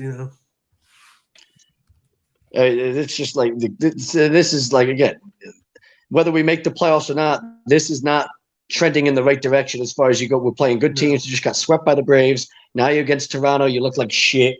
You gave up 4 in the first inning, whatever it was. You're immediately in a hole that you can't dig yourself out of. It's just, it's this got to change in a hurry here. Because I mean, you could collapse and cost yourself a playoff spot, but you definitely, I mean, you just got to get your shit together here in this situation as far as just how you're playing and getting back to being solid in every facet. Because our bullpen was really good for a while and our pitching was really good for a while, and now it's just not. So guess what head coach Becky Hammon replaced on the Aces? Bill Lambier. Yes. I just saw that and I'm like, that's kind of funny that you replaced the NBA Hall of Famer, which is crazy. And then he couldn't get the job done, but she could. So to me, that says a lot. But speaking of the Phillies, we'll get into that before we wrap things up. But before we talk about, of course, the Phillies and their playoff push slowly decreasing if they keep on losing, why don't you tell everybody about Manscaped? Well, Manscaped, you can get 20% off plus free shipping with the code A2D at manscaped.com. It's 20% off plus free shipping with the code A2D at manscaped.com. It's time to throw out your old hygiene habits and upgrade your life. Manscaped. I had to bring up this comment because it made me laugh. They both outscored the Vikings. So at least if the Phillies were going up against the Vikings, they would have won. But too bad they couldn't outscore the Toronto Blue Jays. Just another loss. Was that 4 straight losses now? Yeah, it's 4 straight, and you're just kind of in a position where you're in a stretch with your schedule where you've got some good teams here, and it's really crucial. I mean, this is a big stretch of your schedule here in September. Good teams got to prove you can go beat the good teams, not just because you got to be able to prove that you can compete in the playoffs, but because you've got to be able to make the playoffs first, and winning these games is going to be important to make that happen. So, but yeah, on top of that, you're like, who wants to go to the playoffs and just not go anywhere because we both know we're not good enough to compete with anybody. And you're in danger of that happening too. So, and once again, like I said last week, we lose. We're on a losing streak, but what happened? Milwaukee lost again to the Mets 7-5. So it's like, who can lose? Who can keep losing and keep the other out? It's like the Phillies are like, okay, we're on a 4-game losing streak, and then the Brewers are like, here you go, we can beat that. we're not going to gain ground on you because we're just lose.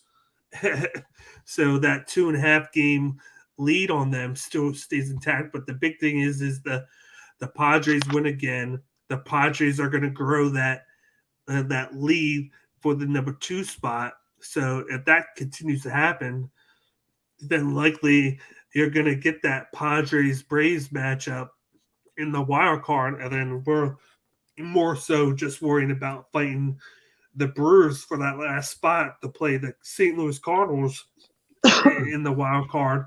And it's like, I'm still comfortable playing them, but like I need to see something out of this team. Like that they scored tonight, but then whereas they couldn't score the last 3, but you score 11, but you give up 18. So it's like you need the pitching to sync up with the hitting, and vice versa. Like 5 innings and 7 earned runs from Gibson, but then the staple of your team has been your bullpen, and your bullpen gave up 9 runs. So it's like here's Pujols. And you got to a point where Garrett Stubbs, your backup catcher, had to pitch 2/3 of an inning at the end of the game where he had 1 strikeout. He had a strikeout. Your backup, he had more strikeouts than 3 of your relievers that are actual pitchers.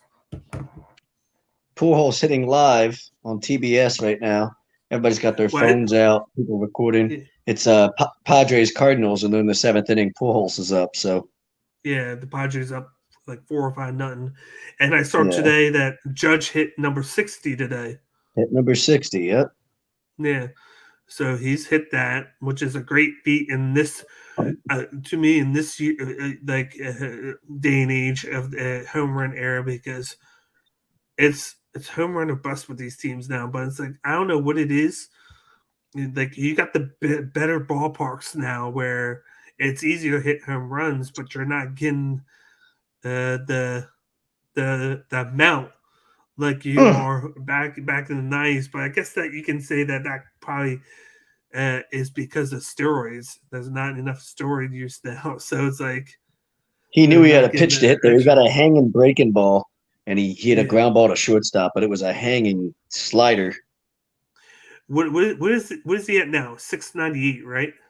698. Yeah, he just shook his head. He knew he had a chance at it. That's when you're like, oh, hanging breaking ball. Oh, that's crazy. We got Ted. She's the Steve Kerr. The WNBA took a team, won a title the next year. Maybe if she wins more titles, teams will be bidding for her. And then Padres up 4-0 in the 6th. Need St. Louis to come back and beat them, or it'll be a half game back. I'm not really worried about that because it's like they're already in it. And it's like you're only worried about who's behind you in the sense, but you need to start winning. The Padres are taking advantage of what they get, whereas the Phillies and the Brewers aren't taking advantage of anything. They're just losing. And I need to see some consistency out. And I bet you, and I'm not joking when I say this with the Phillies, but watch. Tomorrow the Phillies got Wheeler going, and then the game after they got Suarez, and then I think Noah. I guess Bailey Falter is hurt. I guess it is. I guess he's hurt because I haven't seen him pitch in a little while, and it makes me think that who pitched on Sunday? Oh, he pitched on Sunday, 4 innings, 4 hits, 3 Ks. This is a guy you even though he's not the best, you need to get him pitching as much as possible because he has a winning record the last 2 months. He's been your best pitcher. And it's like, if your top pitchers can't pitch right now, then it's like you're going to make the playoffs and get swept because you're not getting the pitching or the hitting. He said, damn, he surprised Ryan Howard, who was 2 away, was able to get those last 2 outs. But it's like, how do you feel about the Phillies right now? What do you think's going wrong? Like, what do you think is the one thing that's like the big factor with them losing. I don't know. You got to play better baseball, right? Like, I mean, it's really just the bottom line with it. I don't know if you could pinpoint anyone. Obviously, you can't give up 18 runs in a game. That doesn't help. You got to get your pitching back on point. Nola's got to be able to go up against good teams and actually put in an ace-like performance. It's just right now it's all been a struggle. None of it's been any good. We had a lead in game 1 against the Braves. We had a 2-1 lead. We blew it late, and you cough away that game. And it's things like that where, like, you got that game to a point where you trust your bullpen to try to hold a lead for you, and they don't do it. And those are things that just have to happen in games of that nature. And part of this with me, this is where not knowing who your closer is kills you at the end of the day, because how many times have they reshuffled the closer spot? And like, I thought they had it in Sir Anthony Dominguez. He gets hurt, and like I said all along, it should have been him. He was doing good, but then you float between him. You got Brad Hand. They got 2 other guys that they go to. And it's like, stick with one guy and go with him. Trust him, because like I feel like some of the pitchers are losing momentum. They're losing confidence because they're getting moved in and out of spots like crazy. And the one big thing with them early on in the first half of the season was they all had their own like identity in the bullpen. They knew where they were. They pitched there, and they got comfortable there. And in the second half of the season, it's been like the wild, wild west. It's like you don't know who's going to pitch where, when, why. You got guys getting hurt, and like Nola's been hurt. Wheeler, of course, it just came back. You have Eflin, who's been out. It's like Gibson's been hot and cold. Like I said before, your most consistent pitcher has been barely falter since August 1st. He's been the most consistent down the stretch, and he only went 4 innings the other day. And I feel like this is the worst time to be doing this, is September. Like, this is what you want to do in July, where then in August and September, you correct the mistakes, you get back in the groove of things, and then you get into September, October, and go on a roll. And they're like, nope. They're like, we're going to do the opposite. We're going to go on a tear in June, July, and part of August, and then we're going to just tailspin in September. This is what we've known from the Mets the last 2, 3, 4, 5 years. And now the Mets are doing good, and they clinched the first place or the playoff spot. And we're fighting to even be lucky to be the last playoff spot in there, only because the Milwaukee Brewers can't win to save the life when we lose. The amount of chances the Milwaukee Brewers have had to capitalize on our losses, I can count probably almost 20, and they've maybe capitalized on 4 of them, and that's it. Look at this dude, Packy Knowlton. Oh, and he's a lefty. Of course he is. He just fell off the mound like Mitch Williams. Yeah, we gave our picks for week 3 already in the Eagles game already. We did that earlier. We both picked the Eagles, of course. But do you have anything to say on the Phillies before we wrap things up? No, they're kind of embarrassing right now and not worth talking about. So, yeah, like the past month we've had a lot more to say about them, but right now it's like you're not going to waste your breath on it if they're not going to show what they showed to us in the summer. It's like, if the summer's over, it's September. Let's not play to the way that we are. I thought they could have been to the point where they might have been able to catch the Braves at one point, but that fizzled down fast. Then I thought I was like, okay, they're playing great. They should be able to get the 90 wins at least and be the number 2. Now I don't even think that's possible unless they go on a winning streak. It's they can, but they have to start beating these teams that they need to beat. You can't get like, of course, you can't get swept by the Braves and then lose 18-11 to the Blue Jays at the next game. and then be like, okay, we'll wake up now. No, you got to play every single game like it's the last. And you got to go in and try and get like a winning streak going into the playoffs to ride on that high.